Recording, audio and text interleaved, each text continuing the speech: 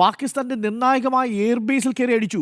പാകിസ്ഥാൻ്റെ ലാഹോറിലുള്ള aerial defence system, വ്യോമ പ്രതിരോധ സംവിധാനത്തെ നമ്മൾ താറുമാറാക്കി. അവിടെയുള്ള ബാറ്ററി സിസ്റ്റം അടിച്ചു ദൂരെ കളഞ്ഞു. 3 എയർബേസുകളിലെ റഡാർ സംവിധാനം തകർത്തു. ഇന്ന് ഏതൊരു കൊച്ചുകുട്ടിക്കും അതിർത്തിയിൽ നിന്ന് പാകിസ്ഥാനിലേക്ക്, പഞ്ചാബിലേക്കോ ലാഹോറിലേക്കോ ഒരു ഡ്രോൺ പറത്തിയാൽ അത് തിരിച്ചറിയാനുള്ള ശേഷി ഉടൻ പാകിസ്ഥാന് കിട്ടില്ല. അതിന് പാകിസ്ഥാൻ റിപ്പയർ ചെയ്തെടുക്കണം. ആ അവസ്ഥയിലേക്ക് എത്തിച്ചു.